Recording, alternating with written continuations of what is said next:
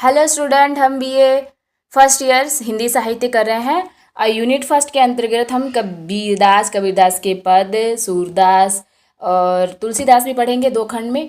तो चलिए स्टार्ट करते हैं। और जो कबीरदास के पद के जो है वीडियो आपको हमारे चैनल पे मिल जाएगा। चलिए हम स्टार्ट करते हैं। सूरदास, ये थर्ड वाला हमारा है। अभिगत गति कुछ कहत न आवे, ज्यों गूंगे मीठे फल को रस।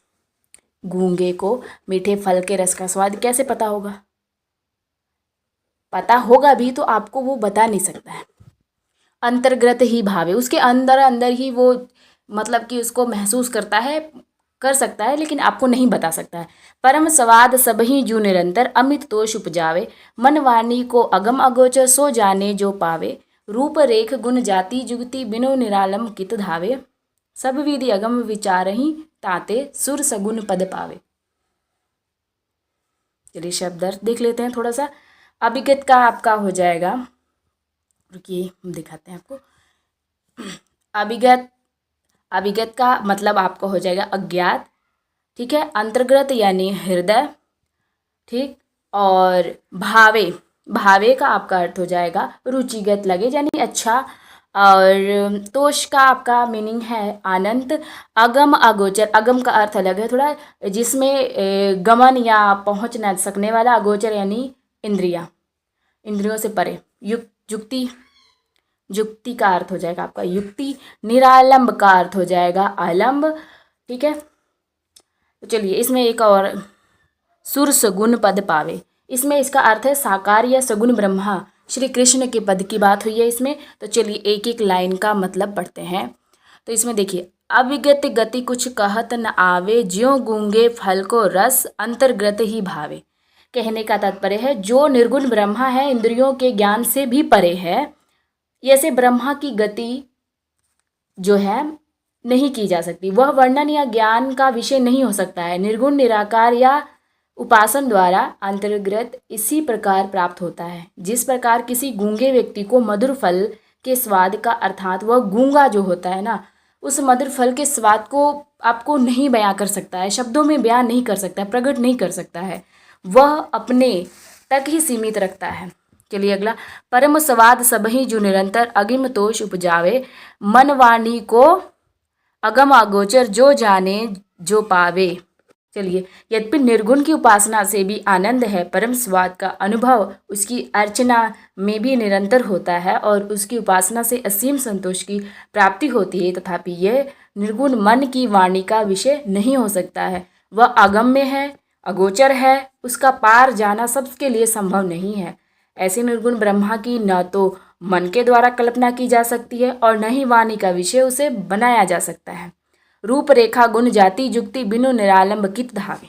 सब विधि अगम विचारहि, ताते सुर सगुन पद पावे।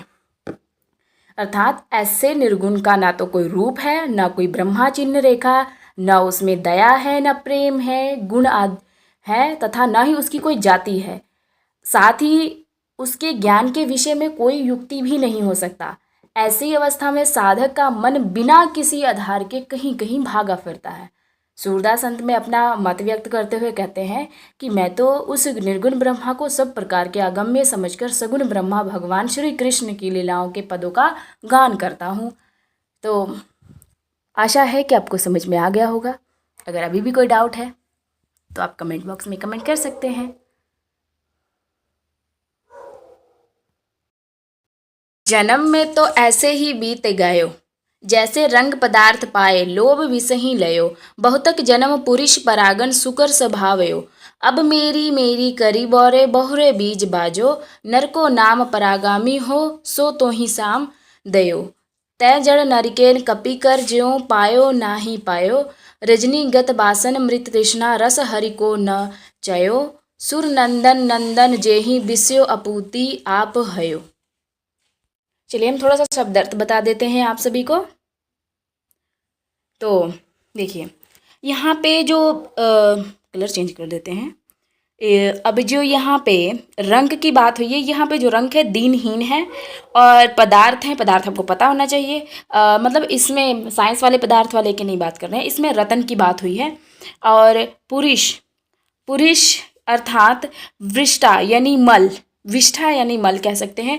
यहाँ पे देखिए सुकर, सुकर का मतलब इस यहाँ पे बयां किया हुआ है, सुअर के बारे में बताया गया है। स्वान, अब यहाँ पे स्वान की जो बात हुई है वहाँ पे कुत्ता है, स्वान जो है यहाँ पे कुत्ता है, यहाँ पे स्वान लिखा हुआ है ना। तो बौरे यानी पागलपन कह सकते हैं। बीज बयो, बीज बजो यानी बीज बो दिया है। और पारगामी अर्थात पार जाने वाले। अब यहाँ पे देखिए नलिकेन, नलिकेल की बात जो ये नलिकेल जो है यहाँ पे नारियल है। कपीकर, कपीकर अर्थात बंदर के हाथ। पेयो मतलब जल, पेयो मतलब जल। वासर मतलब है, वासर वूसर जल नल वल में कसते हैं वो वाला वासर नहीं, जल, सॉरी वासर यानी जो यहाँ पे जो वासर है ना, यहाँ पे दिन है, यहाँ पे वासर जो है वो दिन है। गलती से मेरे मुंह से जल निकल गया, वो क्या है ना कभी पर गलती से निकल जाता है, दिमाग में चलता कुछ और है, जवाब कुछ और। जो रजनी है, यहाँ पे रजनी की जो है रात की बात हुई है। च्यों का मतलब है आपका संचय किया हुआ। बिसरियो का मतलब है भुलाकर। अपिहू आप मतलब अपने आप। हयो मतलब मारा। अब हम इसको थोड़ा हटा देते हैं, नहीं तो किचमिच किचमिच हो जाएगा। तो चलिए एक एक का आपको हम अर्थ बता दें, एक एक लाइन का। जन्म तो ऐसे ही बीत गयो, जैसे रंग पदार्थ लोभ बिस ही लयो। अर्थात सूरदास जी मानव जीवन के व्यर्थ बीत जाने की पश्चाताप करते हुए कहते हैं कि यह मनुष्य जन्म तो यूं ही बेकार बीत गया, मानो किसी दिन हीन हाथ को रतन लग जाए तो लोभ उसे वश में कर लेते हैं। जैसे अब किसी के पास मान लो हीरा है तो क्या करेंगे, लोग आगे पीछे घूमने वाले हैं, आपको सोचेंगे कैसे लुभाया जाए, कैसे क्या किया जाए, ऐसा ही सोचेंगे। अर्थात वह उस रतन की माया मोह के लोभ में फंस जाता है। और दूसरी बात, अब हमारे पास रहेगा, अब हम उसको मान लो हीरा है तो हीरो जो है ना, हीरा हमारे पास हीरा है तो क्या होगा, हमें टेंशन होगी, कहीं खो ना जाए, कहीं कुछ हो ना जाए, उसका यूज़ कितना करना है कितना नहीं करना है। और एक बार सोचो एक ज़मीन में हमें हीरा मिल रहा है तो हम सोचेंगे फिर जाके हम खोदें कि और एक हीरा मिल जाए, यानी हमारे अंदर लोभ आ जाता है ना, उसी प्रकार लोभ के वश में आ जाते हैं। अर्थात वह उस रतन की माया मोह के लोभ में फंस जाता है, उसे अपने पास से दूर करने की सोच भी नहीं सकता है। बहुत जन्मों तक मल सेवक करने से कुत्ता और सूअर बना। अर्थात मल रूपी संसारिकता में रमे रहने वाले मन तो सुअर और कुत्ता ही रहा, मन जो है ना वो सुअर और कुत्ता ही रहा। अर्थात जैसे दिन रतन का आकर्षण या लोभ नहीं छोड़ता, वैसे ही यह मन संसारिक मल में निगमन रहता हुआ उस छोड़ने का साहस नहीं कर सकता है। अरे पागल, इतना होने पर भी तू अब भी मेरी करके फिर तू वही बीज बो रहा है। देखिए इसमें लिखा हुआ है बहुर जन्म पुरुष परायण सुकुर, सुकर बताया था मैंने, सुअर स्वभावे अब मेरी मेरी करी बोरे बहुरो बीज बजो। वहाँ इसी बीज की बात हो रही है, बीज बो रहा है। अर्थात अभी भी संसारिक वस्तुओं के प्रति आकर्षण जा कर तू निंदित योनियों से बाहर निकलना नहीं चाहता है। अब देखिए कहते हैं नर को नाम परागनी हो तो तुही आस दयो, तो जड़ नलकेन कपी कर ज्यों पायो नायो नहीं पायो रजनी गत वासन मृत तृष्णा रस कर हरि को न चयो सूर नंदन जेहि बिसर्यो आपहु आप हयो। अर्थात सूरदास जी कहते हैं कि नर का दूसरा है नाम जो है संसार सागर से पार जाने वाला, अर्थात मनुष्य जन्म ही संसार सागर से पार जाने का माध्यम है। अर्थात किसी योनि में जन्म लेकर संसार सागर पार नहीं किया जा सकता।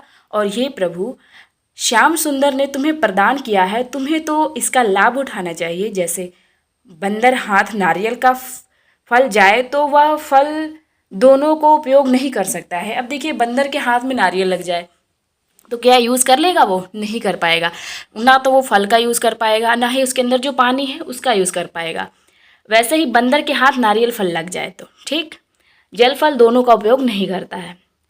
वैसे ही जो हमने है, तूने नर जन्म गवा दिया तो रात दिन संसारिक मिथ्या भोगों की झूठी मृग तृष्णा में रमा है।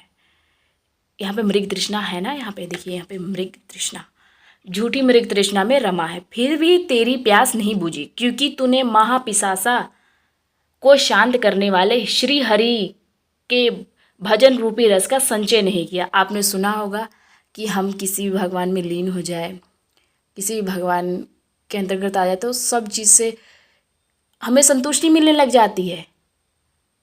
हमें नहीं फ़र्क पड़ता कि कौन क्या हो रहा है, कहाँ जा रहा है, कैसे हो रहा है। अगर हम संसारिक मोह माया में रहते हैं तो ऐसा लगता है कि जैसे ये रह गया, वो रह गया, वो छूट गया, ये रह गया पीछे, वो आगे रह गया, हमको भी आगे जाना है। हमें ये चाहिए, हमें वो चाहिए, हमें ये चाहिए, हमें सिर्फ चाहिए ही चाहिए और कुछ नहीं। फिर भी हमारा जो है ना अंतर्मन, जो आत्मा, वो कभी शांत नहीं होता है। इसीलिए इसमें इसी बात की बोला गया है कि महापिशापा को शांत करने वाले श्री हरि भजन रूपी रस का संचय नहीं किया। आगे सुर कवि कहते हैं कि, सूर्य यानी सूरदास जी को कहा गया है, सूरदास जी कहते हैं कि संसार में जितने नंद पुत्र श्री कृष्ण को भुला दिया है ना, समझो उसने अपना विनाश अपने हाथों में कर लिया है। जिसने कृष्ण को भुला दिया, नंद कृष्ण। चलिए अगला पैराग्राफ करते हैं। क्या दिन मन पंछी उड़ी जेहो, ता दिन तेरे तन तरुअर के सबे पात झरी जेहो। या देही को गबर न करियो, स्यार काग गिद खै, तिनिन में तन कृमि के विष्ठा के है खाख उड़े है। कहवर नीर कहाँ वह शोभा, कह रंग रूप दिखे है। जिन लोगति सो नेह करत है, ते ही देख घिने है। यानी जिसे हम स्नेह करते हैं ना, अगर हम नहीं कुछ लाइफ में कर पाते हैं तो अपने ही लोग हमसे घृणा करने लगते हैं। ये बात सही है, चाहे वो अब कितने ही अपने क्यों ना हो, ऐसा ही होता है। इसलिए लाइफ में मेहनत करिए और आगे बढ़िए। चलिए हम एक एक का मीनिंग, मुझे नहीं लगता इसमें बताने की ज़रूरत है, तो चलिए हम लाइन वाइज लाइन बता देते हैं।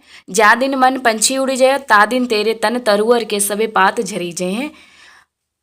चलिए 2 लाइन का बहुत है। जिस दिन हे मन जीव रूपी पक्षी उड़ जाएगा, उस दिन तेरे शरीर रूपी जो वृक्ष के सभी पत्ते झड़ जाएंगे। पहली लाइन का मतलब यही है, इस शरीर का गर्व न कीजिए, इसे तो सियार, कौआ, गिद्ध जो है खाएंगे। शरीर के जो परिणति इन 3 में से एक के रूप में होगी, या तो कीड़ों में बदल जाएगा या वृक्षा में राख बनकर उड़ जाएगा। बात तो सही है ना, पात झरी जय है। फिर वहां का पानी है, कहा गया है कि जो वहां का पानी है, देखिए यहाँ पे नई लाइन है, या दिन को गब न करियो, स्यार काग गिद्ध खाए। यानी स्यार, काग और गिद्ध, काग यानी कौआ, ठीक, खाएंगे। फिर आगे तीनिन में तन कृष्ण के वृष्ट कह खाख उड़े हैं। कहाँ वह शोभा और कहाँ रूप रंग दिखाई दिया, कुछ भी नहीं दिखाई देता है। कहा गया है कि इसमें कि जो कहाँ वह पानी, कहाँ का शोभा, ये देखिए क्या है, कहाँ का नीर, कहाँ का शोभा, कह रंग रूप दिखे है। कहाँ का जो पानी है, कहाँ का शोभा बोला गया है यहाँ पे, ठीक। तो कहा गया है कि जो रूप रंग जो दिखाई देता है, जिन लोगों से तू प्रेम करता है वे देखकर घृणा करेंगे। अगर हम लाइफ में कुछ नहीं कर पाते ना, शक्ल कितनी भी अच्छी हो, कितना भी बेकार हो, अगर बेकार ही है ना, अच्छा कर रहे हैं तो सब अच्छा ही कहेंगे और कुछ नहीं। वे ही देखकर घृणा करेंगे, अपने ही जिनसे हम प्रेम करते हैं वही घृणा करेंगे। घर के कहेंगे जल्दी बाहर निकलो, भूत होकर खाएंगे। जिन लोगों से सुनेह करत तो ही देख घिने हैं। ये लाइन पूरी हो गई।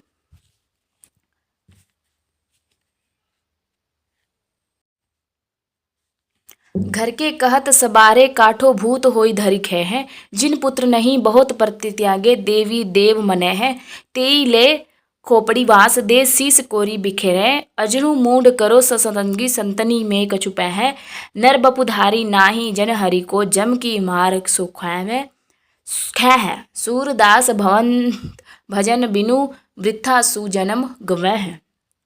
अर्थात कि घर के कहेंगे कि जल्दी तुम बाहर जाओ, बाहर निकलो, नहीं तो भूत होकर खाएंगे। अगर नहीं जाएंगे ना तो भूत बन के खाने लगते हैं वही लोग। जिन पुत्रों का अत्यधिक पालन पोषण किया जाता है, जल्दी से मर जाने के लिए देवी देवताओं को मनाएंगे। कहते हैं ना कुछ नहीं कर पाते, हे भगवान कहाँ से ऐसा बच्चा आ गया, ये हो गया, वो हो गया, ऐसा बोलते हैं अगर हम लाइफ में कुछ नहीं कर पाते तो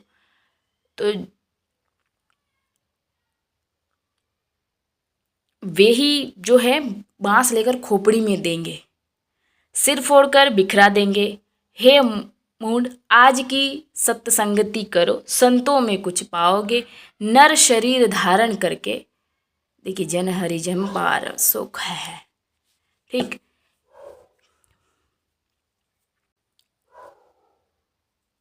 अब पता है जो नर शरीर धारण करके जो हरि के भक्त नहीं, वह यमराज भी मार खाएगा। सूरदास कहते हैं कि भगवान के भजन बिना हम व्यर्थ ही जन्म गवाएंगे। देखिए, वृथा सुजन्म गवाए। कीजिए प्रभु अपने विरद की लाज, महापतित कबहु नाही आवे, नौकु तिरहो काज, माया सबल धाम धन बनित, बाध्यो हो इही साज, देख सुन सबे जानत हो, तऊ न आवे बाज, कहियत पतित बहुत तुम्हारे, सव्र सुन्नी सुनु आवाज, दई न जाती खेवट उतराई, चाहत चढ़ियो जहाज, लीजो पार उतारी, सुर को महाराज ब्रजराज, नई न करत कहत प्रभु, तुम हो सदा गरीब नवाज। अर्थात कि इसमें, इस पैराग्राफ में ये बताया गया है कि हे प्रभु, आप अपने यश की लज्जा बचाने का प्रयास कीजिए। आपका संसार में यश फैला है कि आप पापियों का उद्धार करते हैं, और मैं भी पापी हूँ जो आज तक अपने किसी काम नहीं आया, आपके किसी काम नहीं आया भगवान के। अर्थात मैंने पाप तो अनेक किए हैं, लेकिन कभी आपकी भक्ति नहीं की है। मैं संसारिक माया जाल में शक्तिशाली बंधन में बंधा हूँ। घर, धन और स्त्री की माया ने मुझे कसकर जकड़ रखा है, और मैं चाहकर भी इन्हें त्याग नहीं पाता। मैंने इस संसार में रहकर यह देखा है, सुना है तथा भली भांति जानता भी हूँ कि माया के जाल में फंसकर व्यक्ति कभी सुख शांति प्राप्त नहीं कर सकता है। वह प्रभु दर्शन से वंचित रहता है, लेकिन सब कुछ देखते के पश्चात भी माया के शशक बंधनों को काट नहीं सकते। फिर सूरदास जी कहते हैं कि हे प्रभु, मैंने सुना है कि आपने अनेक पापियों को मोक्ष दिला दिया है। यह आवाज़ मैंने अपने कानों से सुनी है। यही कारण है कि मैंने अपने उद्धार की आशा लेकर आपकी शरण में आया हूँ। मेरी स्थिति अत्यंत दयनीय है। मेरी अवस्था उस हीन व्यक्ति जैसी है जिसके पास एक साधारण सी नाव की उतराई चुकाने पर के लिए भी धन नहीं है, और वह जहाज द्वारा पार न जाना चाहता है। ठीक ऐसे ही मैं मोक्ष प्राप्त करना चाहता हूँ, लेकिन पुण्य के नाम का मेरे पास कुछ भी नहीं है। हे ब्रजराज महाराज कृष्ण, मैं आपकी पूर्णतः शरण में हूँ। कृपा करके आप इस सूरदास को भव सागर में जो है पार उतार दीजिए। हे प्रभु, आपके लिए यह कार्य कोई नया नहीं है जिसे आपको करने में कोई संकोच हो। आपने तो सदैव गरीबों की सहायता की है, अतः जब आप पहले से ही दिनों पर कृपा करते आए हैं, तो मुझ गरीब पर भी थोड़ा दया दिखा दीजिए या दया कर दीजिए।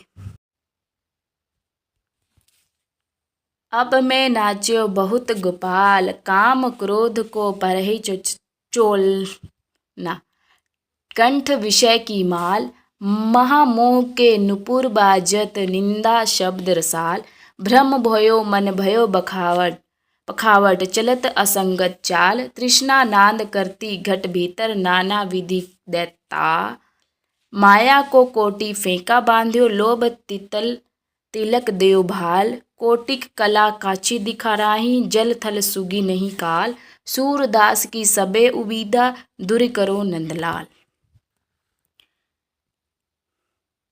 नाच्यों का अर्थ है, इसमें कलर चेंज करके बताती हूँ। नाच्यों का थोड़ा डिफिकल्ट लग रहा है ना, इसीलिए। नाच्यों का मतलब है नृत्य किया। गोपाल यानी कृष्ण भगवान। इसमें है पहरी। पहरी का मतलब है पहनकर। चोलना का अर्थ है आपका, कह सकते हैं कि जो नृत्य करने के लिए जो पहने जाते हैं ना वस्त्र, उसे ही बोला गया है। जो इसमें कंठ है, कंठ गले की बात हुई, जो कंठ होता है ना उसकी। नुपुर, नुपुर का अर्थ है इसका घुंघरू। घुंघरू बोला गया, जो घुंघरू नहीं, घुंघरू जो होता है उसे। निंदा का अर्थ है यहाँ पे अपश।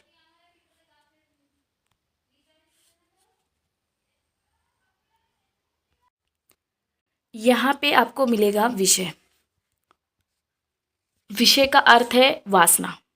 विषय का क्या अर्थ है? वासना। यहाँ पे विश्वासना भोग। अब यहाँ पे माल, माल का अर्थ है माला।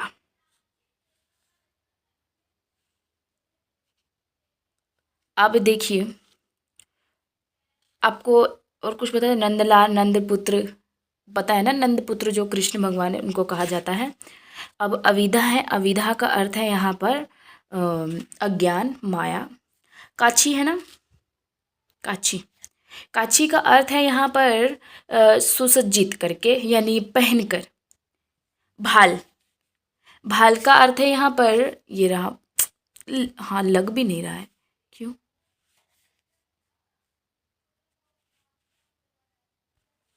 पता नहीं।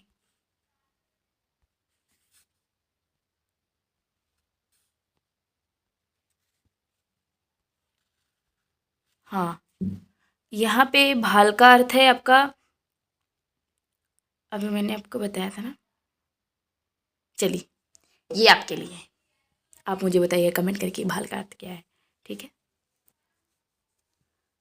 तो चलिए हम एक एक लाइन का मतलब पढ़ लेते हैं। अब मैं नाचो बहुत गोपाल, मैंने पढ़ दिया है, लंबी वीडियो बन जाएगी क्योंकि 11 पैराग्राफ है, 2 पार्ट में कर देंगे, 5 आज और 6 कल कर देते हैं। चलिए करते हैं। हे गोपाल, अब मैं बहुत नाच चुका हूँ। नृत्य के लिए जितने भी उपकरण अपेक्षित हैं सभी के सभी मैंने कहीं ना कहीं से इकट्ठे किए हैं। काम और क्रोध जो मनुष्य के परम शत्रु हैं उन्हें तो मैंने चोलना बनाया, और जिस प्रकार नृत्य अपने गले में हार पहनकर नृत्य किया करता है उसी प्रकार मेरे कंठ में भी सदा विषय वासनाओं का वास रहता है। यही मेरे गले की माला है। मैंने अपने पैरों में महामोह का नुपुर पहने हैं, जो बजते हैं तो उनसे निंदा का रसमय शब्द निकलता है। यह निंदा तो नुपुरों का माधुर्य है। अब यहाँ पे हे प्रभु, मैंने माया का फिंका कसकर बांध लिया है, मस्तक पर लोभ का तिलक लगाया है, मैंने करोड़ों कलाएं नाच नाच कर दिखाई हैं, मुझे अपना संयम स्थान कुछ भी तो स्मरण नहीं है। अर्थात मैं करोड़ों योनियों में जन्म लेकर इधर उधर नाचता रहता हूँ, लोभ मोह माया के लिप्त रहता हूँ, अब भी इसी चक्र में पड़ा हूँ। मैंने इनको इतना लिपटाया है कि उनका कुछ भी तो लेखा जोखा करना संभव नहीं है।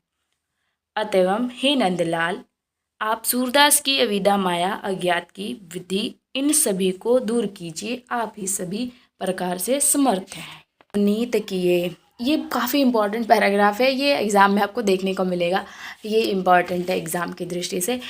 घट रुचि चलन रेतु तन मंडित मुखदनि लेप किए, चरु कपोल लोल लोचक गोरोचन तिलक दिए, लट लटकनी मनु मत मधुर गन मादक मुधिये पिए, कठुना कंठ ब्रज के ही नख राजत रुचित किए, धन सुर एको पल एहि सुख का सत कल्प जिए। यहाँ पे नवनीत, नवनीत का मतलब है मक्खन, और आपका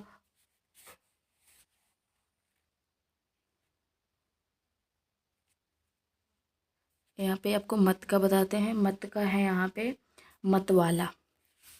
यहाँ पे मधु, मधु का अर्थ है आपका मकरंद।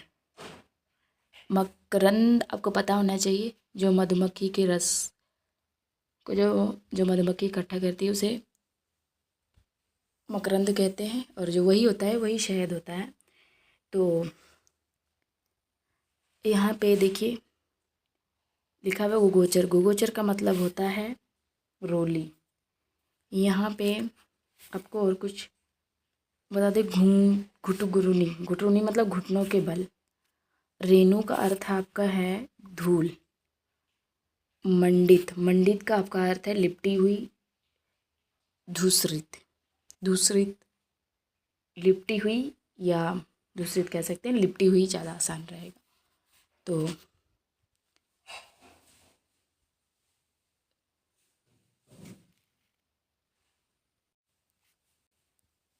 देखो भाई दधी सुत में 2 मिनट, हाँ। देखो भाई दधी सुत में दधी जात, एक अचंभो देखी सखी रे, रिपु में रिपु जु समात, दही कर कीर कीर कर पंकज पंकज के दवे पात, यह शोभा देखते पशुपालक फूले अंक न समात, बारंबार बिलोकी सोची चित नंद महर मुस्कुरात, यह ध्यान मन आनी श्याम को सूरदास बलि जात।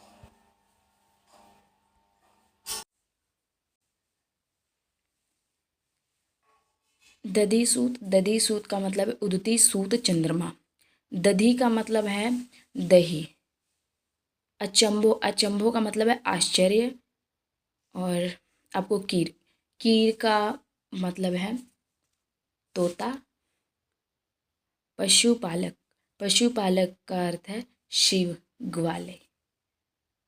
और पात, पात का अर्थ है आपका, पात का अर्थ है पत्ते। और इसमें और क्या दे बता दें आपको, पंकज, पंकज का आपका अर्थ है यहाँ पे कमल, नेत्र। और चित्त का अर्थ है हृदय। मेहर का अर्थ है मुखिया। और क्या बताएं, बिलोकी। और यहाँ पे देखिए और अगी सियान सूरदास सोल। हाँ सब ठीक है, इतना आप जान लेंगे।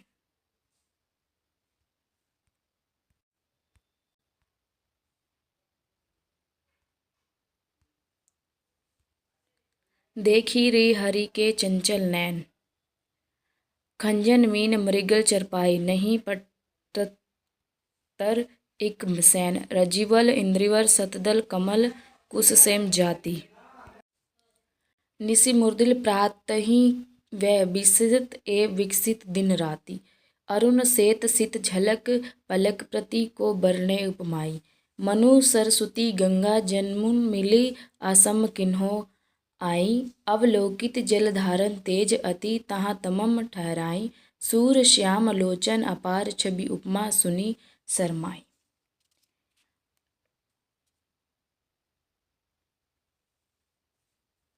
अब चलिए अब इसके शब्द अर्थ आपको बता देते हैं। देखिए इसमें चेंज कर देते कलर। हरि का अर्थ है नो, ये क्या हो गया, हरि का अर्थ है यहाँ पे श्री कृष्ण। नैन का है नेत्र, नयन। अब यहाँ पे खंजन, खंजन का अर्थ है पक्षी विशेष। यहाँ पे देखिए मीन, मीन का अर्थ है आपकी मछली। मृगजल, मृगजल का मतलब हिरन का बच्चा। चपलाई, चपलाई का अर्थ है चपलता यानी चंचलता कह सकते हैं। पटतर, पटतर का अर्थ है समान यानी बराबर। अब यहाँ पे देखिए सैन, सैन का अर्थ है कटाक्ष इशारा। रजित वदल, रजित वदल का मतलब है दल। रजीव दल क्या मतलब है कमल का पत्ता। इंदिवर, इंदिवर मतलब नील कमल। सतजल, सतजल का अर्थ है 100 पंखुड़ियों वाला सफ़ेद कमल, ये में सतजल कमल है ना। कुस, कुसेसमय, लाल कमल, कुसेसमय लाल कमल। और यहाँ पे देखिए मुर्दीत, मुर्दीत का अर्थ है बंद हो जाते हैं। विकसित, विकसित का अर्थ है खिलते, वो खिलते हैं जो। अब यहाँ पे और क्या बताएं, अरुण, अरुण का अर्थ है लाल। और क्या बताएं आपको, और यहाँ पे देखिए शीत, शीत का अर्थ है आपका श्वेत रंग का प्रधान से, प्रधान जो होता है ना फूल, प्रधान फूल उसे बोला जाता है। अब यहाँ पे शीत, शीत का अर्थ है आपका सफ़ेद यानी श्वेत कह सकते हैं इसे। और आपको वर्ण, वर्ण का अर्थ है वर्णन। और उपमाई, उपमाई का अर्थ है उपमा का। सरस्वती का अर्थ है सरस्वती। आगसन, मन का मतलब है आपका विश्वास, निवास। और आपका अवलोकनी, अवलोकनी का अर्थ है देखना। और देखिए यहाँ पे लोचन, लोचन का मतलब है नेत्र। अपार का अर्थ है अवगणी, अद्वितीय। छवि का मतलब है शोभा। शर्माई, शर्माई का मतलब है शर्मिंदा हो जाती है। मैंने आपका एक एक मीनिंग बता दिया, आपको समझ में आ जाएगा आप पढ़ेंगे तो। चलिए अगला पढ़ते हैं। अंखियाँ हरी दर्शन की भूखी, अखियाँ हरी नो।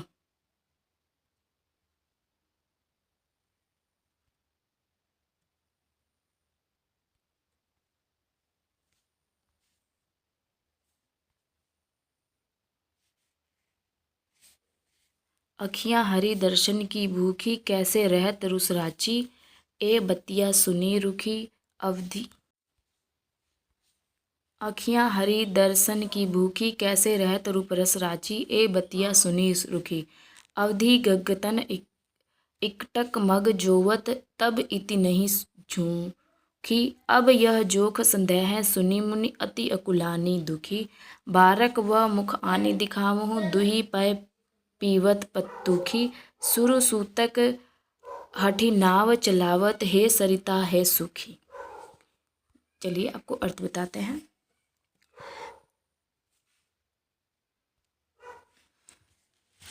यहाँ पे अखियाँ, अखियाँ का अर्थ है की आंखें, और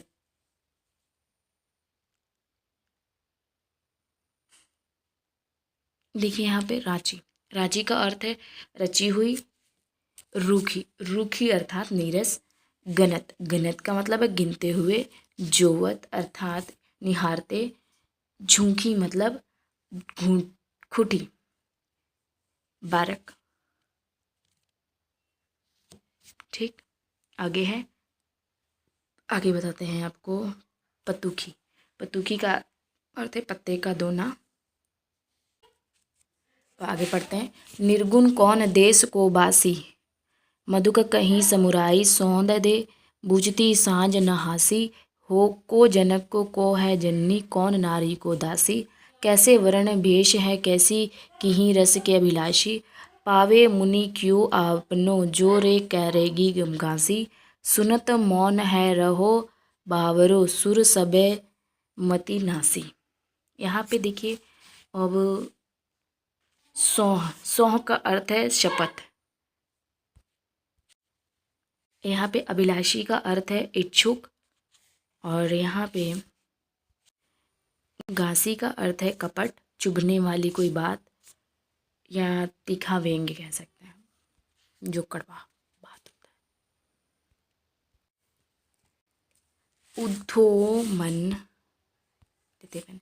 उधो मन ना भय 10-20, एक हुतो सो गयो श्याम संग, को अवरोधो ईश, इंद्री शिथिल भई केशव, बिनु ज्यो देहि बिनु शीस, आशा लगी रहत तन स्वाद, जेवहि कोटि बरीस, तुम तो सखा श्याम सुंदर के, सकल जो के ईश, सुर हमारे नंद नंदन, बिनु और नहीं जगदीश। यहाँ पे 10-20 यानी बहुत से। होतो, होतो का अर्थ है था, अवय राधे मतलब आराधना करें। यहाँ पे आशा, आशा लगी, देखिए यहाँ पे आशा लगी का अर्थ है आशा से लाकर, कोटि यानी करोड़ों। यहाँ पे देखिए बरिस, बरिस का वर्ष है वर्ष, शकल का अर्थ है सारे, शकल का अर्थ है सारे। चलिए, तो हमने आपको जो जो बताया, इसमें से आपको कोई डाउट है, कोई आपको क्वेश्चन है जिसका आपको आंसर चाहिए, तो आप कमेंट बॉक्स में कमेंट कर सकते हैं। चलिए मिलते हैं अगली वीडियो में।